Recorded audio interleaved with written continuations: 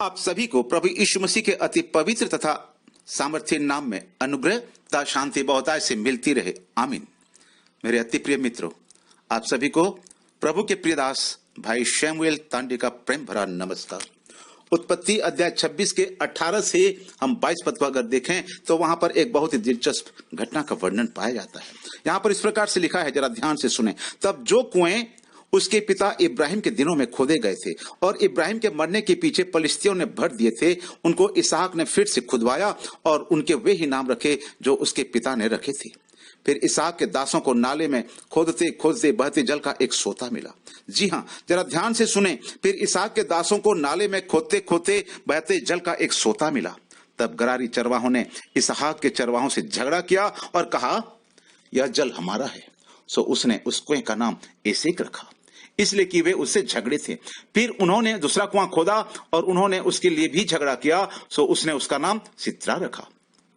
तब उसने वहां से कूच करके एक और कुआं खुदवाया और उसके लिए उन्होंने झगड़ा न किया, सो उसने उसका नाम यह कहकर रोहबोत रखा कि अब तो यहोवा ने हमारे लिए बहुत स्थान दिया है और हम इस देश में फूले फलेंगे। इस वाक्यांश रोहबोत, अंततः प्रभु ने हमें बहुत स्थान प्रदान किया है, पर विचार करें। इसहाक ने अपने लिए जोर जबरदस्ती से लोगों को खदेड़ कर अपने लिए जगह तैयार नहीं की। नहीं, उसने अपना अधिकार त्याग दिया और प्रभु ने उसके लिए जगह तैयार की और वह फुला फला। यरूशलेम का निर्माण करने का यही तरीका है। यह धरा अपने अधिकार को त्याग देना अब्राहम से शुरू हुई, इसहाक में से आगे बढ़ी और दशकों बाद इसहाक के पोते यूसुफ में से प्रवाहित हुई। हमें इस सिद्धांत के अनुसार जीना चाहिए। मैं पृथ्वी की चीजों के लिए झगड़ा नहीं करूंगा और उनके पीछे नहीं भागूंगा।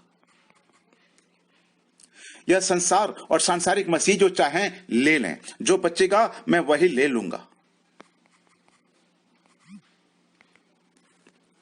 हाँ मेरे प्रियो, और उसे बचे हुए में से ही प्रभु मेरे लिए जगह बना देगा। क्या आपका विचार भी ऐसा है? क्या आप भी ऐसा चाहते हैं? हाँ मेरे प्रियो, यह संसार और सांसारिक मसीह जो चाहे ले लें, पर जो बचेगा मैं वही ले लूंगा और उस बचे हुए में से प्रभु मेरे लिए जगह बना देगा और मैं उस जगह में फलूंगा फूलूंगा। जो सदोम और अमोरा और उसकी धन संपत्ति को दबोचने जाते हैं, खाली हो जाती हैं। कलीसिया यरूशलेम का तरीका अपने पार्थिव अधिकार छोड़ देने का तरीका है। वही जो यीशु हमारे प्रभु का तरीका था। उसका राज्य संसार का नहीं था, हमारा भी नहीं है, लेकिन बेबीलोन का तरीका पकड़ने का ही तरीका है। मेरे अति प्रिय मित्रों, याकूब ने अपना जीवन पकड़ने वाले के रूप में शुरू किया था और उसके इस्राएल बनने से पहले उसका परिवर्तन होना जरूरी था कि उसे यरूशलेम की धारा में शामिल किया जा सके, वरना वह बेबीलोन की धारा में ही रहता। उत्पत्ति की पुस्तक में पाए जाने वाले ये कुछ ऐसे सिद्धांत हैं जो आज भी हमारे जीवन के लिए प्रासंगिक हैं। उन विश्वासियों की संख्या को देखें जो मसीह जगत में पद और आदर के लिए संघर्ष करते हैं। एक मसीह अगुआ या प्राचीन होने की सबसे बड़ी योग्यता आपके अंदर अगुआ न बनने की अभिलाषा होनी है, क्योंकि आपको इस बात का पूरा यकीन है कि आप एक अगुआ होने के योग्य नहीं हैं। हमें प्रभु को यह अनुमति देनी चाहिए कि वही हमारे लिए जगह बनाए और फिर हमें अगुआ बनाए। तब हम देश में फलेंगे फूलेंगे। अगर हम अपने लिए जगह बनाने की कोशिश करेंगे तो हम कभी फलवंत नहीं होंगे, यह एक निश्चित बात है। मेरे प्रियो, अध्याय 28 उत्पत्ति के अध्याय 26 के 28 पद में हम देखते हैं कि वह व्यक्ति जो इसहाक का शत्रु था, अंत में उसके पास आया और उससे बोला, हमने स्पष्ट देखा है कि यहोवा तेरे साथ है। जी हां, यहोवा तेरे साथ है और उसने इसहाक के लिए भेज दिया। यह परमेश्वर का तरीका है। परमेश्वर का जन अपने शत्रुओं के साथ शांति का समझौता करता है।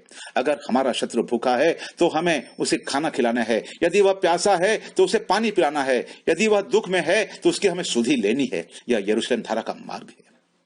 उत्पत्ति 26 अध्याय के पद 34 और 35 में हम पढ़ते हैं, जब एसाव 40 वर्ष का हुआ तो उसने बेरी की हित्ती यहूदित और हित्ती एलोन की बेटी बासमत को ब्याह लिया और इन बहुओं के कारण इसहाक व रिबका को दुख हुआ। यहाँ हम देखते हैं कि इसहाक अब्राहम की तरह अपने पुत्र के लिए एक साथी ढूंढने के मामले में सचेत नहीं था। उसने एसाव को अब उसकी पसंद से विवाह करने दिया। इसहाक ने एसाव का पक्ष लेने द्वारा उसे बिगाड़ दिया था। इसहाक की दिलचस्पी एसाव द्वारा चुनी गई पत्नी से ज्यादा उस खाने में थी जो वह उसके लिए लाता था। आज हमारे लिए पवित्र शास्त्र में इस बात की कुछ चेतावनियां भी हैं। इसहाक के जीवन के अंतिम दिनों में उसकी आंखें धुंधली पड़ गई थीं।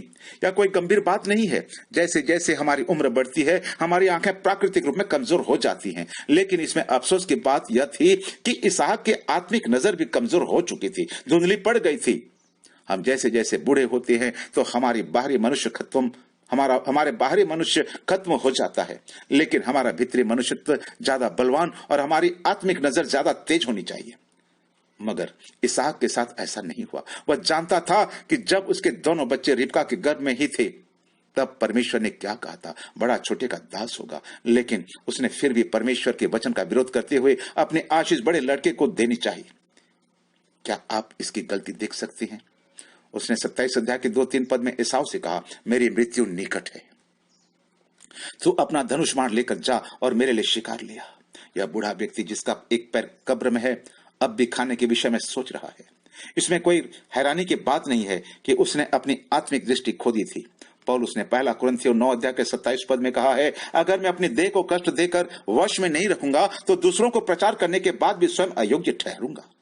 यही वजह है कि परमेश्वर का वचन हमें बीच बीच में खाने से दूर हो जाने के लिए कहता है कि हम अपने पेटूपन की लालसाओं और लैंगिक आवेगों को वश में रख सकें, कि हम अपने पेट की ही नहीं परमेश्वर की आराधना कर सकें। खाने से प्रेम ने इसहाक को आत्मिक रूप से अंधा बना दिया था। अच्छे खाने के प्रेम ने ही बहुत से प्रचारकों को भी आत्मिक रूप में अंधा कर दिया है। आइए आज हम अपने आप को जांचें कि क्या आज हमारी आत्मिक आंखें खुली हुई हैं? क्या आज हम उन आंखों से अपने सृष्टिकर्ता परमेश्वर के उस प्रेम को देख रहे हैं जिसे उसने प्रभु यीशु मसीह के द्वारा कलवरी के क्रूस पर प्रकट कर दिया था? जरा इस विषय पर विचार करें। प्रभु आपको आशीष दे। आमीन।